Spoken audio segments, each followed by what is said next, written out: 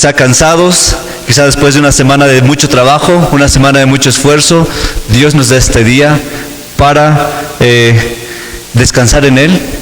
Él es el mismo que nos dijo: venid a mí todos los que estéis trabajados y cargados. Venimos de una semana de interacción con el mundo, de una semana de ver las cosas del mundo, de interactuar con las cosas del mundo, y venimos hoy a descansar en Cristo, en nuestro reposo, como una probadita del descanso eterno que tendremos con Dios. Muy bien, hermanos, voy a leer solo el versículo 1 y 2, en los cuales vamos a enfocarnos este día nuevamente. Pablo, siervo de Jesucristo, llamado a ser apóstol, apartado para el Evangelio de Dios, que Él había prometido antes por sus profetas en las Santas Escrituras. Que Él había prometido antes por sus profetas en las Santas Escrituras. Hermanos, la semana pasada hablamos de Pablo, un erudito, un teólogo, un lingüista, un grande entre los grandes. Pablo incluso para el mundo pagano es un gran filósofo. Desde el punto de vista filosófico, ningún filósofo honesto negaría la grandeza de Pablo. No solo era un gran erudito, sino también era un hebreo de hebreos. Él podría trazar su linaje hasta la tribu de Benjamín. Eso no era cualquier cosa. Cuando el reino de Israel se dividió, el reino del norte y el reino del sur, el reino del norte fue absorbido completamente por un pueblo pagano, mientras Dios fue fiel con el reino del sur y dos tribus solamente, Judá y Benjamín. Entonces Pablo estaba trazando su linaje y lo hizo hasta Benjamín. Su erudición y su pedigrí hacían que Pablo fuera un hombre grande. Eso vimos la semana pasada, que ese era su orgullo. Pablo tenía ese orgullo en ser erudito y ser hebreo. Todos sus objetivos estaban concentrados en su éxito como rabí y fariseo. Todo eso lo tenía como ganancia: la carrera profesional, la fama, el éxito. Eso es lo que quiero, decía Pablo. Eso es lo que estoy buscando con mi profesión, con mis estudios. Pero ese orgullo llegó a su fin cuando él es poderosamente alcanzado por Cristo. Pablo no estaba buscando a Dios, no estaba caminando con Dios, no estaba siendo guiado por Dios. Al contrario, él estaba persiguiendo a la iglesia de Dios. Entonces Pablo es un gran ejemplo para nosotros de la elección incondicional y de la gracia irresistible de Dios. No hacemos nada para merecer la salvación. La salvación es un regalo gratuito, es algo redundante, pero es un regalo gratuito de Dios. Muy bien, eso es lo que hablamos la semana pasada. El día de hoy continuaremos con la exposición de la carta a los romanos y veremos el final del versículo 1 y todo el versículo 2. Como habíamos comentado, es necesario que lo hagamos así y de esta manera, ya que todas las ideas de esta introducción de los versículos 1 al 7 están conectadas. Y como el Espíritu Santo, que es Dios mismo, inspiró a Pablo para escribir esta carta, es necesario que nosotros demos el peso que se merece a cada palabra, ya que estas están precisa y meticulosamente calculadas. Pablo en esta carta está siendo sucinto. Recuerden, no había papel, no había impresoras, él no había correo, no podía alargarse, decir, ok, tengo 3 megabytes de límite. Su límite eran quizá unas pocas pieles de animales y ahí tenía que escribir. Pero aunque él era sucinto, aunque Pablo realmente quería hacer algo, ahorrarse papel y tinta, podríamos decirlo, cuando él llega a ideas, cuando él llega a principios fundamentales, Pablo no puede contenerse. Por ejemplo, Pablo pudo haber dicho: Pablo, siervo de Jesucristo, llamado a ser apóstol a las iglesias de los romanos. Con eso hubiera sido normal, con eso hubiera sido suficiente. Pero Pablo, como vimos la semana anterior, no solo digo Pablo, siervo de Jesucristo, se vio en la necesidad de explicar más, de ahondar más, de profundizar más. Vemos, por ejemplo, En su introducción, él usó 93 palabras en griego, 122 palabras en la Reina Valera antigua. Temprano el día anterior, así llegamos frescos y listos para recibir la comida espiritual. Pero si ayer en la noche nos fuimos a dormir después de horas en el Xbox, horas de ver películas de acción o películas románticas, lo que mostramos con ello es un desprecio por la palabra de Dios, el Evangelio de Dios. La palabra evangelio es una de esas palabras que ha perdido su valor en nuestro mundo moderno. Vivimos en una crisis lingüística, vivimos en una crisis de lenguaje. Un ejemplo de ello es la palabra amor. Esa palabra ya es una de las más baratas que hay en el mundo. El amor se usa para describir una relación en fornicación. Es que nos amamos y demostramos nuestro amor fornicando. Demostramos nuestro amor el uno al otro en contra de la palabra de Dios. Es un amor barato. Pero también la palabra de amor se usa para describir los gustos de cada persona. Amo las hamburguesas, amo el café, amo a mi esposa. Amo el fútbol, amo mi carro, amo a mis papás. Pero que hablemos del amor de esa manera no es accidental. Nuestra sociedad está viviendo en los límites del existencialismo. Vayan a Kierkegaard si quieren saber algo más de eso. Y del nihilismo. Vayan a Nietzsche si quieren saber más de eso. Y espero que no terminen suicidados como Ernest Hemingway. En nuestra sociedad ya nada tiene sentido.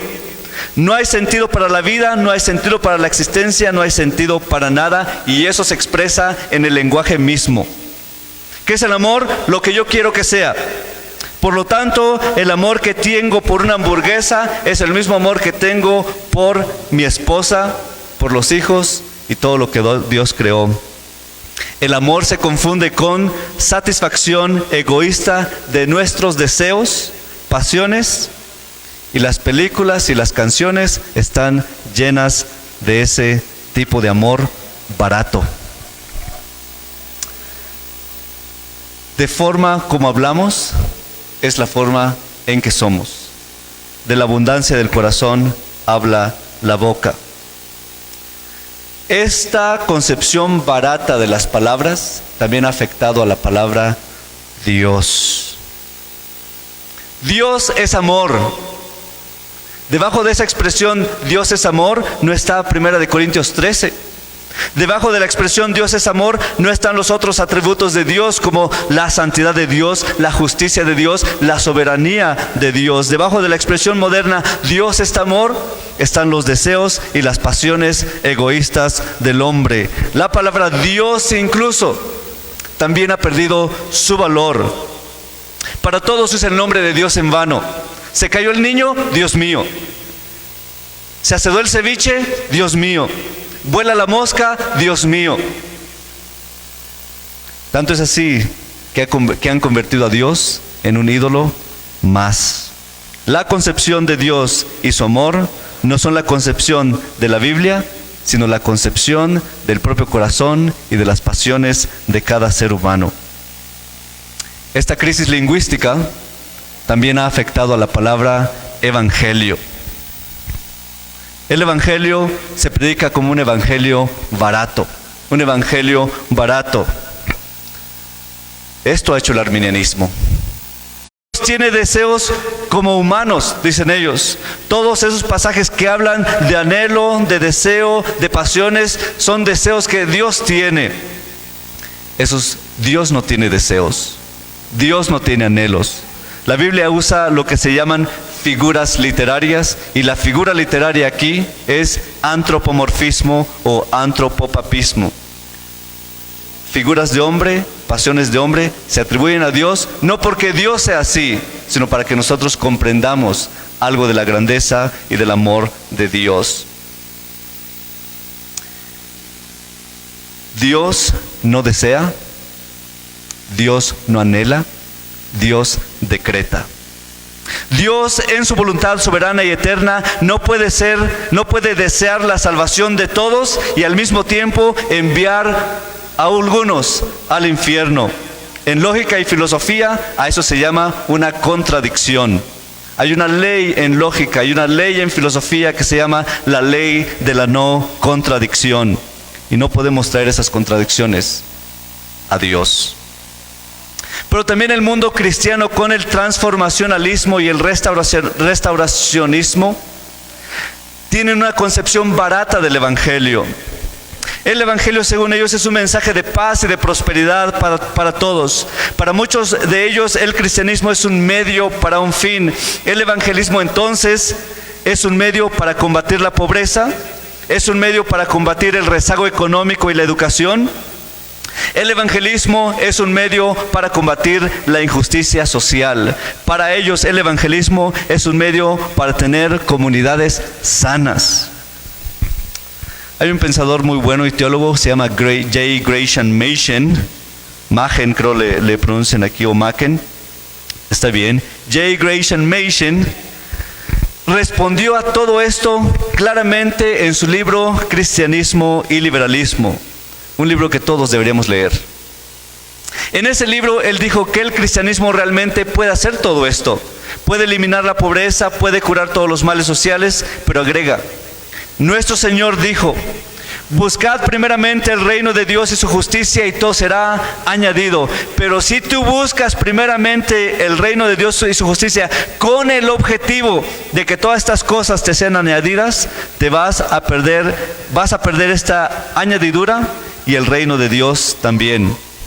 En otra parte él agrega: el misionero liberal busca esparcir las bendiciones de la civilización cristiana, cualquiera que éstas sean, y no está particularmente interesado en los cielos sobre los hijos de los hombres para ver si había algún entendido que buscara a Dios.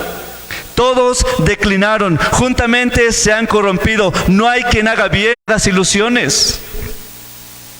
Esa es la mala noticia. Tenemos que confrontarlos con el pecado para que puedan ver la buena noticia. Y esto erais algunos de vosotros. Esto erais algunos de vosotros, mas ahorita mismo, ya sois salvos, mas ya sois santificados, mas ya sois justificados en el nombre del Señor Jesús y por el Espíritu de nuestro Dios. Esa es la buena noticia. Que en Dios hay perdón para todos los pecados, y que mis pecados no solo son lavados, sino que yo soy santificado por el Espíritu Santo. Tengo ese Espíritu Santo para que pueda caminar en una nueva vida, y soy justificado por Cristo. Cristo le dice a la mujer adúltera y fornicaria en Juan 8, 10 al 11: mujer, ¿dónde están los que te acusaban? ¿Ninguno te ha condenado? Y ella dijo: Señor, ninguno. Entonces Jesús le dice: ni yo te condeno, pero vete y no peques más. Vete o ve y no peques más. No solo somos perdonados, sino que Dios mismo nos da su Espíritu para que no pequemos más. Si estamos todavía andando en pecado, si estamos todavía andando en las cosas y las pasiones del mundo, o somos cristianos débiles, o no somos cristianos en absoluto. Todo esto solo puede ser la obra de Dios, y Pablo hace ese énfasis con las palabras: el Evangelio de Dios. El Evangelio proviene de Dios, es decir, el Evangelio tiene su fuente, tiene su origen, surge de Dios. No es nuestra predicación la que salva, no es nuestra elocuencia, no es nuestra habilidad. El Evangelio no proviene de mí. Ninguno de nosotros puede dar esperanza a nadie.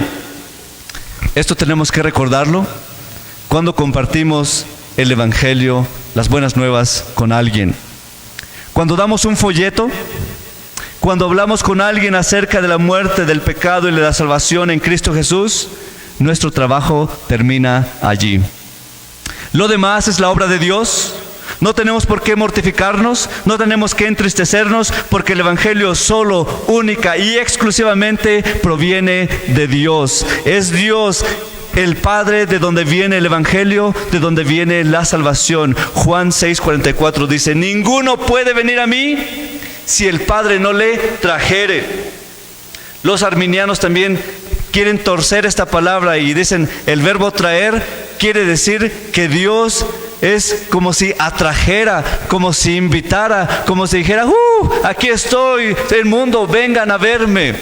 Eso dicen los arminianos del verbo ahí, que Dios lo traiga. Sin embargo, el griego diría, si el Padre que me envió no le arrastrare. La Reina Valera 60 traduce el verbo trajere, traduce la palabra trajere del verbo elko en griego.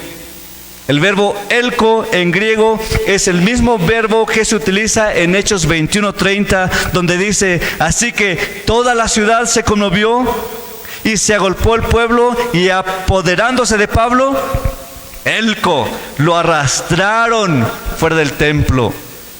Ciertamente Dios no nos trae gritando y pataleando, pero ese hombre natural que está muerto en delitos y pecados tiene que ser arrastrado de ese pecado, arrastrado de su maldad. Tiene que conocer la porquería, tiene que conocer la degeneración, tiene que conocer que Él es podrida llaga.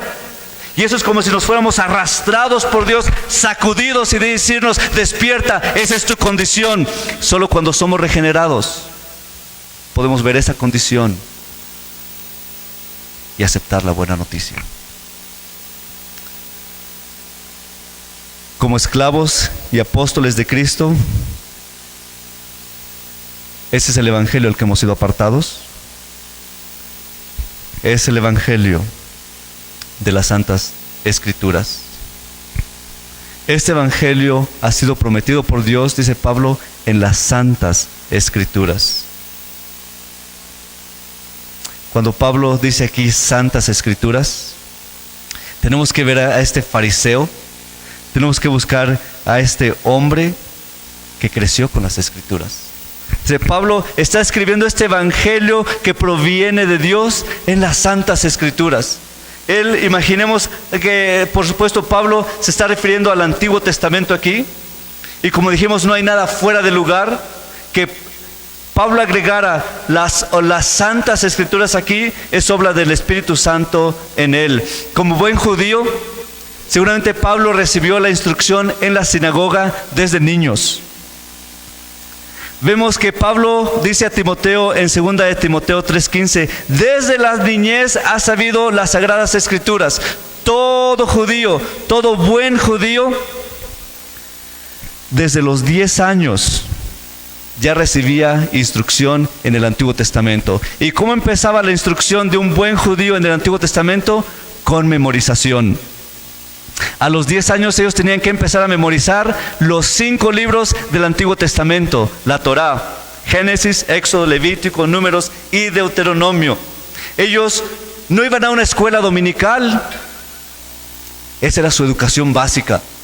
La memorización de ese Pentateuco, incluyendo las genealogías aburridas, incluyendo los eventos que tienen que ver con el pecado y la desobediencia, el castigo. Entonces, cuando Pablo escribe las palabras el Evangelio de Dios, inmediatamente conecta ese Evangelio con las Santas Escrituras, con las que él con tanta devoción memorizó desde niño. Para él todo el Antiguo Testamento tiene un nuevo sentido. Un claro ejemplo de cómo él recobre el Antiguo Testamento con el nuevo conocimiento de Cristo lo vemos en Gálatas 3:8. Y viendo antes la escritura que Dios por la fe había de justificar a los gentiles, evangelizó antes a Abraham. Está hablando que Adán también fue evangelizado en Cristo, diciendo, en ti serán benditas todas las naciones. De la misma manera, cuando él habla en Gálatas 3:16, a Abraham fueron hechas las promesas y a su simiente. No dice a las simientes como de muchos, sino como de uno, y a tu simiente, la cual es Cristo. Como fariseo, él jamás pudo ver esta promesa, él jamás pudo entender el sacrificio de Cristo, pero cuando le fueron abiertos los ojos, todo el Antiguo Testamento que él ya había memorizado, todas las palabras que él había ya conocido de las promesas del Antiguo Testamento, tienen un nuevo sentido para él. No solo lo malo, no solo lo bueno, todo el Antiguo Testamento en su totalidad.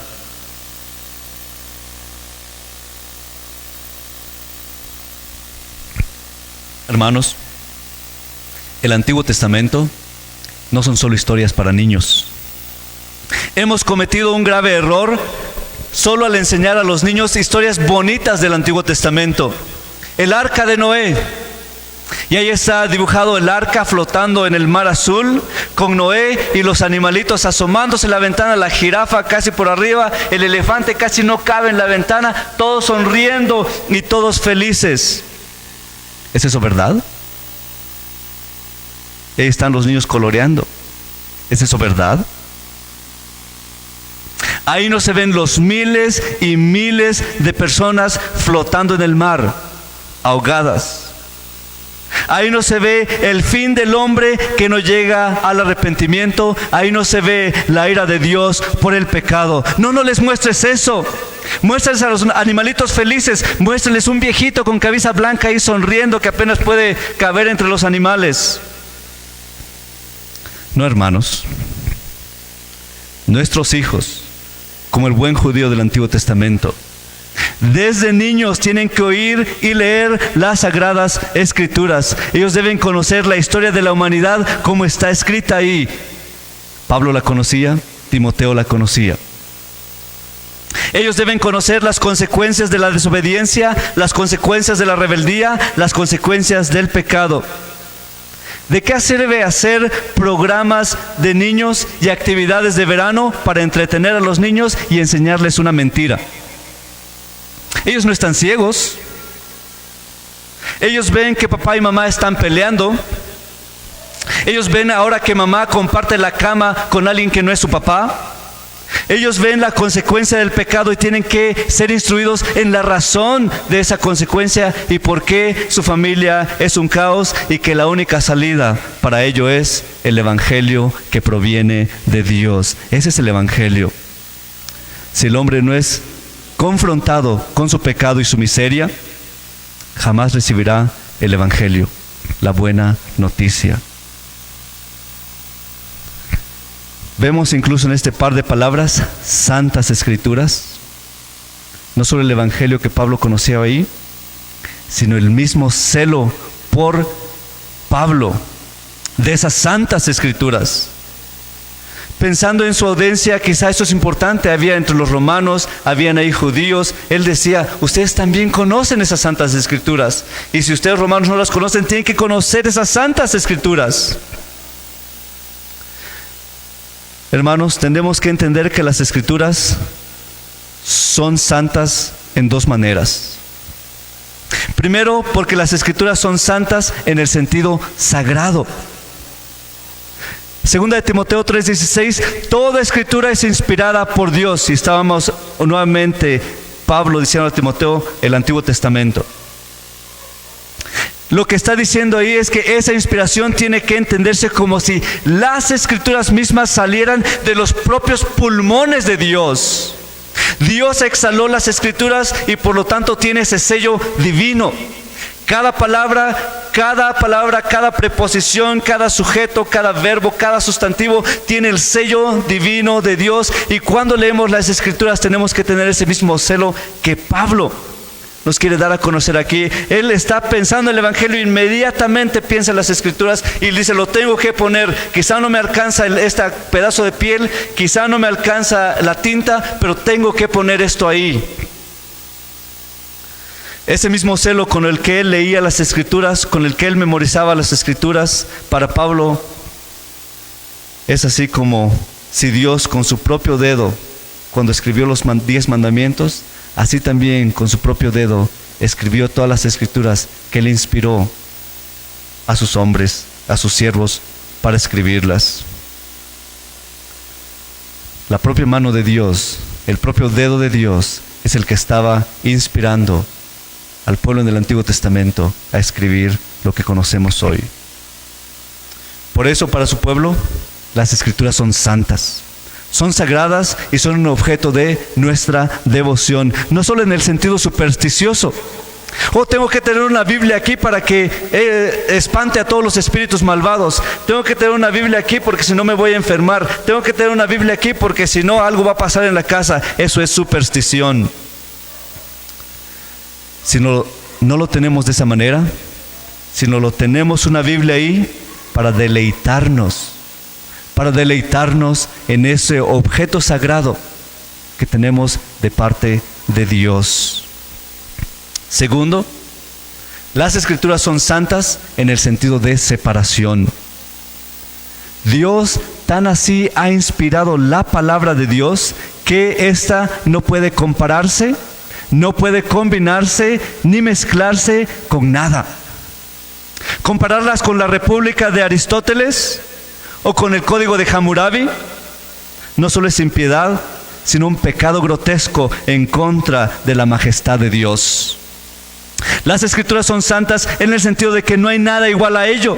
Las Escrituras están separadas de toda obra humana. No encontramos el Evangelio en un libro de biología, no encontramos la predicación en un libro de matemáticas, no encontramos el Evangelio ni siquiera en un libro de teología. Encontramos el Evangelio que proviene de Dios solo en las Santas Escrituras y nada más. Pablo tenía ese celo y esa devoción por estas Santas Escrituras con las cuales él creció, las cuales él aprendió a amar, quizá sin mucha dirección al principio, pero él amaba las Escrituras. Ese mismo celo tenemos que tener nosotros. Sabemos de este celo de la palabra de Dios en diferentes eras de la iglesia. En la iglesia primitiva no había este libro bonito con toda la palabra de Dios. Los hijos en la iglesia primitiva no podían ir cargando sus rollos de iglesia a iglesia. Cada libro en el Antiguo Testamento es un rollo, y es un rollo grande y pesado. No podía el predicador o el presbítero agarrar su libro y llevarlo a cada iglesia. ¿Cuál era la solución? Memorizarlo. Ellos leían, dicen unos historiadores, que leían las cartas de Pablo hasta que las tenían de memoria. No tenían otra cosa que leer, no tenían otra cosa que predicar. Entonces leían hasta que las tenían memorizados. De hecho, era un requisito. Era un requisito para los presbíteros, para los ancianos, que si tenían que ser ordenados como ancianos, antes de eso tenían que memorizar los 150 salmos de David. Era requisito. Requisito, memorizar los 150 salmos. Es el celo por la palabra de Dios. No tenemos nada más, no tenemos Biblia, no tenemos un lugar donde leer. Aquí tiene que estar. Durante la persecución del cristianismo en la Unión Soviética, por ahí del 1950, había persecución en contra del cristianismo, había persecución en contra de la iglesia, y muchos deciden unirse como un servicio unido. Miles de jóvenes llegaron y el pastor les dijo: vamos a ver su devoción. Jóvenes, júntense aquí a un lado. Aquí está papel y hoja. De memoria, entre todos ustedes, escriban los 4 evangelios. De memoria, escriban los 4 evangelios. Un joven se sabía un pedacito, otro joven se sabía otro versículo, otro joven se sabía otro capítulo, otro joven se sabía otro capítulo. Escribieron los 4 evangelios de memoria. Tenemos proyectores, tenemos computadora, tenemos la Biblia aquí.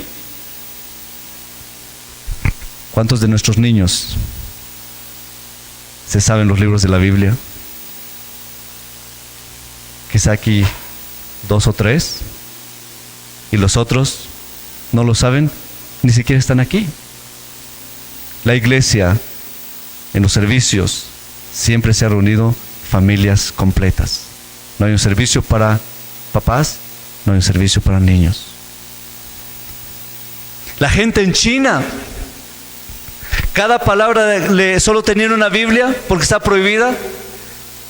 Cuando arrancaban una página, esta página es para ti, esta página es para ti, esta página es para ti. Y vean el celo de los hermanos. Cuando les tocaba una página, la persona, el hermano o hermana, lo escribía en su cuaderno y anhelaba por tener la siguiente página. Llegaba el siguiente domingo, devolvía la página que le tocó, agarraba la siguiente y la volvía a escribir en su libro hasta completar la Biblia completamente en un cuadernito. ¿Y qué llegaban los comunistas? Llegaban, los encarcelaban y les quitaban lo más preciado, que ellos habían hecho, quizá con sufrimiento, por más de 50 domingos, un cuadernito de todas sus copias de la Biblia. Ese celo ya no se ve en el día de hoy. Nos decimos cristianos, nos decimos presbiterianos, nuestros hijos ni siquiera están aquí. Ese celo ya no se ve hoy. Nos decimos hijos de Dios, y no conocemos la palabra de Dios. Pregunto yo versículos a los niños. Es una tristeza.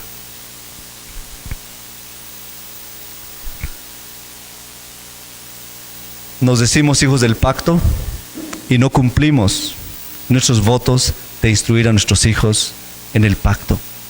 Esos votos que hicimos cuando presentamos a nuestros hijos para bautizarlos. Si ustedes piensan, padres nuevos, bautizar a sus hijos, pero no van a cumplir sus votos de educar a sus hijos, de instruirlos sistemáticamente en la palabra de Dios, si van a enviar a sus hijos a las escuelas públicas o a la escuela de paga y decir, ya cumplí, mis hijos reciben educación cristiana, mejor no los bauticen. Adquirirían para ustedes más ira de Dios.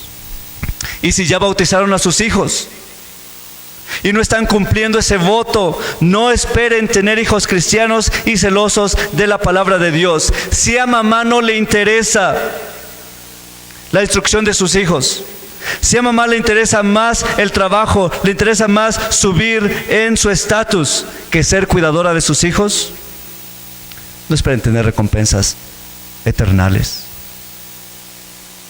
En Estados Unidos he leído historias de mujeres que son doctoras en astrofísica, doctoras en ingeniería, trabajando para NASA, trabajando para el presidente, trabajando para un montón de cosas que para nosotros serían envidiables de manera carnal. Y ellas dijeron, por amor a Dios, por amor a mi familia, voy a dejar este trabajo para dedicarme al llamado más grande que Dios me ha dado: la instrucción de mis hijos. Ellos veían que sus hijos ni sabían la Biblia. Ellos veían que sus hijos tenían problemas en la escuela. Ellos veían que sus hijos ni estaban aprendiendo. Al contrario, parecía que estaban enajenándose de la escuela. Y decían, yo amo a Dios, amo a mis hijos. Voy a dejar todo, cualquier cosa terrenal que pueda ganar, y dedicarme realmente al llamado que Dios me ha dado: ser cuidadora de mis hijos. Pero si eso no les interesa, solo puedo decirles lo que Mateo 7:16 dice. ¿Acaso se recogen uvas de los espinos? ¿Higos de los abrojos? Hermanos, recobremos el celo por la palabra de Dios, por las santas escrituras. Y eso no empieza con el niño, empieza con los padres. Hermano, esto tiene que ser así, porque esas santas escrituras fueron declaradas por los profetas. Ellos fueron hombres celosos de Dios. El medio que Dios usó para que tengamos estas santas escrituras fueron los profetas, y Pablo no puede decir otra cosa que es este santo evangelio que proviene de Dios por los profetas, por medio de los profetas, a través de los profetas. Nada está aquí fuera de lugar, nada es aquí un comentario sin importancia, porque ellos fueron los instrumentos que Dios usó para que tú y yo, para que tus hijos y mis hijos tuvieran estas santas escrituras. Ellos fueron perseguidos, fueron maltratados y despreciados para dejarnos esta palabra. Pablo, una persona que durante su niñez memorizó los primeros 5 libros de la palabra de Dios, llega a la palabra de evangelio, llega a conocer que el evangelio solo proviene de Dios, no puede contenerse. Él reconoce que el medio que Dios usó para que pudiéramos entender ese evangelio fueron los profetas. Gracias a Dios y a sus profetas, Pablo tuvo la revelación para descubrir la salvación. Son esas escrituras de los profetas que lo hicieron sabio para salvación.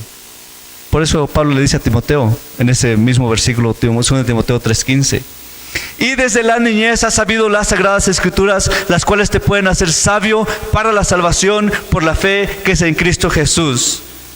Vean otra vez, desde la niñez un buen hijo de Dios sabe, conoce las sagradas escrituras. Pablo aquí nuevamente se refiere al Antiguo Testamento. Ahí está la promesa del Evangelio. Oh, es que es muy aburrido, es que tiene historias que, mira toda la genealogía, es que ¿cómo voy a leer esto con mis hijos? Hay que hacerlo divertido, voy a hacerle una cancioncita, voy a ponerlo que actúen, voy a hacer esto. Ese Antiguo Testamento nos puede hacer a nosotros y a nuestros hijos sabios para salvación. No sabios para que tengamos todo el conocimiento, no sabios para que podamos debatir gramaticalmente algo, un punto de ella, sino sabios para la salvación que es la fe en Cristo Jesús. Dios usó a esos grandes hombres que también eran esclavos de Dios, esclavos del Evangelio. Pablo está aquí pensando, ¿qué puedo quitar? ¿Qué puedo meter? ¿Qué puedo dejar aquí que es importante para el pueblo de Dios? No solo en Roma, sino en Cajamarca. Como esclavos de Dios, solo podían decir lo que Dios mandaba. Dios le dice a Jeremías, a todo lo que te enviare, irás tú y dirás todo lo que te mandare, ni una palabra más, ni una palabra menos. Lean a los profetas mayores y mayores. ¿Hablaban ellos de puro amor? ¿De pura felicidad? No. Ellos hablaban y declaraban el pecado de Israel y de Judá. Ellos hablaban del castigo de las rebeliones de su pueblo y de sus prostituciones. Ellos también hablaban del arrepentimiento y de la promesa de perdón. Todo estaba declarado. Decimos, todo el consejo de Dios, no solo lo bonito. Y como esclavos sufrieron por la causa del Evangelio. Se dice que Isaías fue cortado por la mitad. Agarraron un serrucho, no queremos escuchar más tu palabras, Isaías. Nos hablas de que tenemos que arrepentirnos, nos hablas de que hemos prostituido, nos hablas de que hemos fornicado, nos hablas de todo eso, no queremos oírte. Traigan la cegueta, extiendan a Isaías en la mesa y córtenlo por la mitad. Jeremías fue apedreado por los judíos hasta la muerte. Oseas exiliado. Amos golpeado.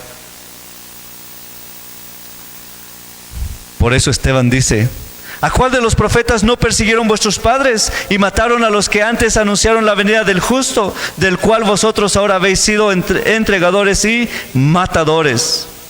Y él mismo fue apedreado. Este Evangelio de Dios se encuentra en las Sagradas Escrituras y está sellada con la sangre de los profetas. Estas Santas Escrituras no es para que digamos, otro día lo leo.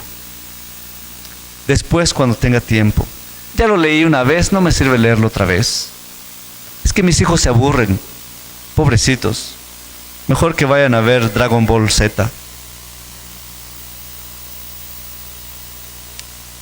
Si tu Biblia está en una esquina de la casa, si rara vez es leída de manera individual o con tus niños, ¿no te importa la sangre de los profetas? ¿No te importan las Sagradas Escrituras? ¿No te importa el Evangelio que proviene de Dios? Venir aquí hoy, ¿es solo costumbre? ¿Una rutina? ¿Una superstición?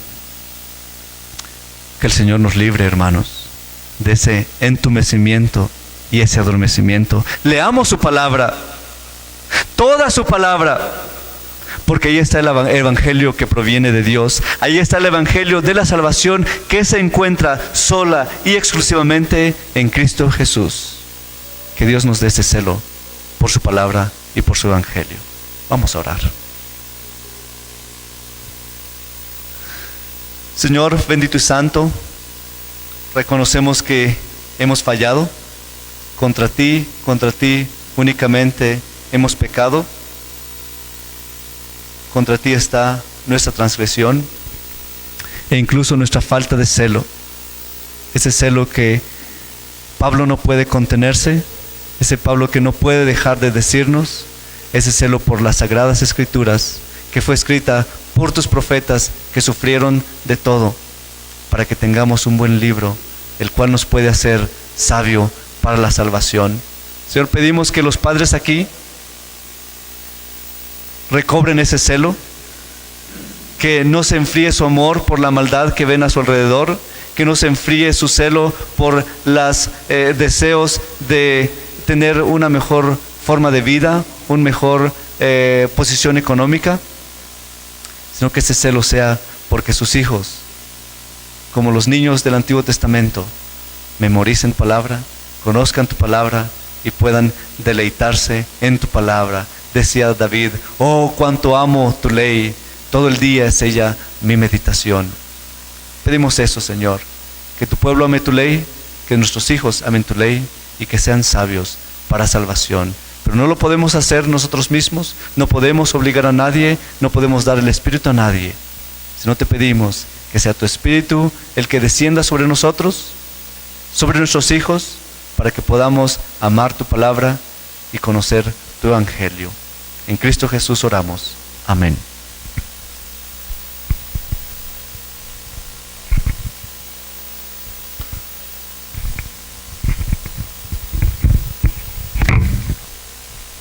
Gracias, Pastor Donner, por exponer la palabra de Dios. Vamos a responder en fe al mensaje del Evangelio de Cristo, confesando nuestra fe, tal como lo confesaron también los cristianos desde los primeros tiempos, el credo apostólico. Vamos a esperar que se proyecte ahí. Creo en Dios Padre Todopoderoso, Creador del cielo y de la tierra, y en Jesucristo, su único Hijo, Señor nuestro, que nació de María Virgen, padeció bajo el poder de Poncio Pilato, fue crucificado, muerto y sepultado, descendió al Hades, al tercer día resucitó de entre los muertos, subió al cielo, está sentado a la diestra de Dios Padre Todopoderoso. Desde allí vendrá a juzgar a los vivos y a los muertos. Creo en el Espíritu Santo, la Santa Iglesia Universal, la comunión de los santos, el perdón de los pecados, la resurrección de la carne. Amén. Vamos a dirigirnos a Dios en oración. Oh Señor nuestro Dios, en este momento venimos ante usted como sus hijos y como sus siervos, agradecidos por la redención que ha sido hecha nuestra en Jesucristo. Y sin embargo, Padre, conscientes de nuestra continua necesidad de su gracia, confesamos que hemos pecado contra usted, hemos quebrantado sus mandamientos, no hemos alcanzado su gloria, no le hemos amado con todo nuestro corazón, con toda nuestra mente, con toda nuestra alma, ni con todas nuestras fuerzas. No hemos amado a nuestro prójimo como a nosotros mismos. Hemos nacido, Padre, en pecado y hemos seguido pecando. Y aún así, usted nos advierte que quien guarda toda su ley y tropieza en un solo punto, se hace culpable de toda la ley. Padre, quite de nosotros toda pretensión de presentarnos delante de los demás como perfectos y la medida de la santidad. Al contrario, nuestro Dios, reconocemos nuestra culpa. Con razón, Padre, caemos bajo su maldición y juicio. Tenga piedad de nosotros, oh Padre, en el nombre de Jesús. Borre nuestras transgresiones, lávenos de nuestras iniquidades, líbrenos de derramar sangre, perdone nuestros pecados y límpinos de toda injusticia. Elimine de nuestras vidas toda transgresión y haga que nuestra pecaminosidad se aparte tan lejos de nosotros como está el este del oeste. Pon, oh Dios, nuestros pecados a las espaldas de Cristo y no los recuerde más. Perdónenos.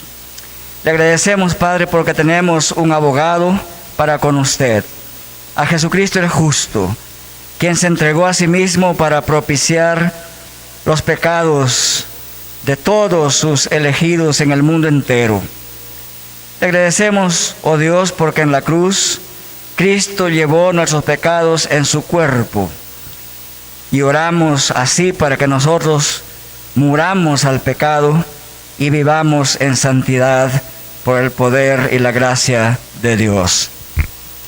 Líbrenos, le rogamos, no solo de la pena del pecado, sino también del poder del pecado. Y háganos esclavos de Cristo, como hemos escuchado esta mañana, que fue el apóstol Pablo. Que el pecado no se enseñoree más de nosotros. Por su gracia, poder y misericordia, cambie nuestros corazones, oh Padre, para que seamos una nueva creación en Cristo Jesús, y que podamos decir por su gracia y poder: he aquí, todas las cosas viejas han pasado, y todas son hechas nuevas, para que seamos imitadores de Cristo, para que llevemos el fruto de su Espíritu en todo gozo, amor, paz, paciencia, bondad, benignidad, fidelidad, amabilidad, generosidad y dominio propio. Usted, Padre, nos ha invitado a dar a conocer nuestras peticiones. Jesús nos ha mandado a llamar, a buscar, a tocar la puerta. Su palabra nos advierte que no tenemos porque no pedimos. Y por eso, Dios, intercedemos en esta mañana por las autoridades civiles de nuestro estado, de nuestra región, de nuestra localidad. Concédales, oh Dios, la sabiduría para que se puedan conformar a su voluntad. Oramos por este poder ejecutivo de la nación, por el poder legislativo y judicial de nuestro estado y de nuestro gobierno, y en todo el país, en cada región, en cada municipio, en cada centro poblado, para que gobiernen conforme a su voluntad y conforme a su palabra. Oramos, Padre, por el ministerio cristiano, por el Evangelio, para que salga en su poder, y por la misión de la Iglesia en todo el mundo, y en nuestra ciudad y en nuestro país.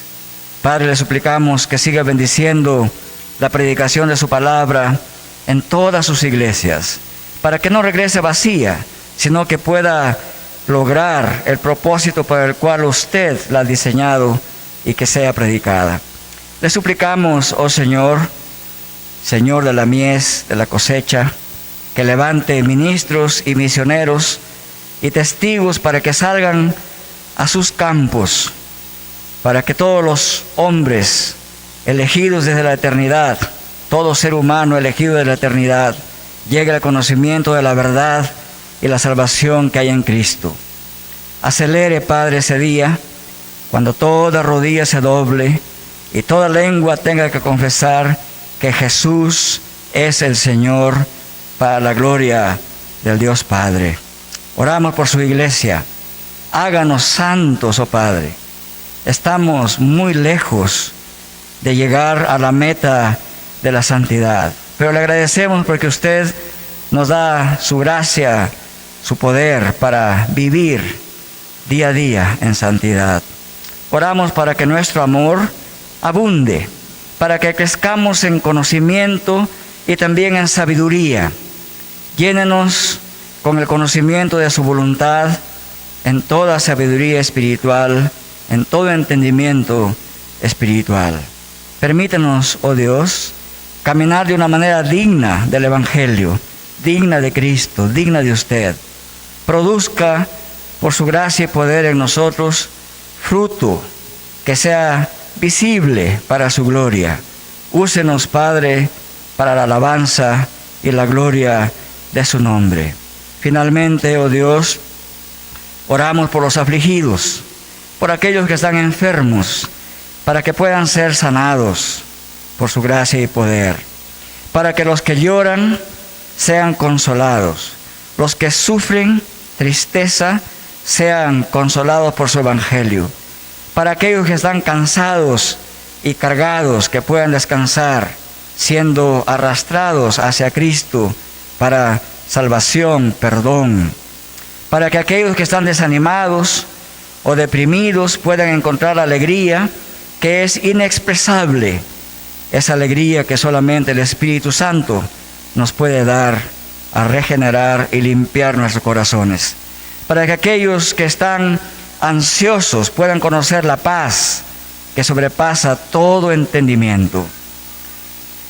Oramos, nuestro Padre, de esta manera, sabiendo que aparte de usted nada podemos hacer, y en la confianza de que solamente usted es capaz de hacer mucho más de todo lo que pedimos o pensamos, por Jesucristo nuestro Señor. Amén. Vamos a continuar, hermanos, con el servicio de adoración en esta mañana, y vamos a recibir los diezmos y las ofrendas que hayamos traído para el Señor. Nuestro hermano tesorero Roy Peralta recibirá estos diezmos y ofrendas para Dios, y mientras tanto cantamos el Salmo 34, bendeciré a Jehová en todo tiempo. Bendeciré a Jehová en todo tiempo, su alabanza en mi boca estará.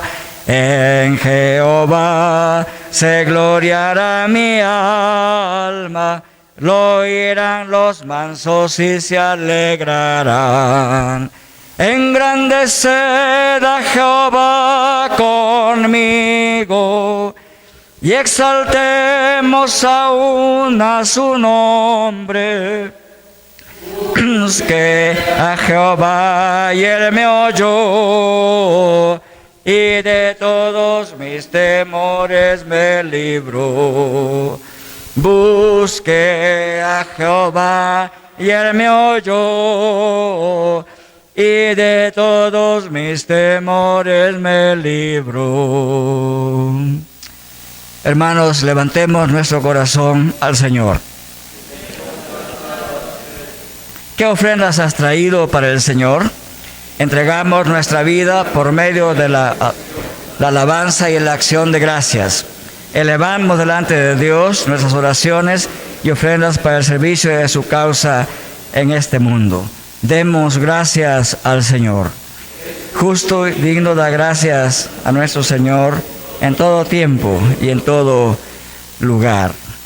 Vamos a recibir la bendición apostólica, y voy a solicitar al presbítero Luis Mendoza que pase aquí y nos invoque la bendición de Dios sobre todos nosotros aquí en esta mañana.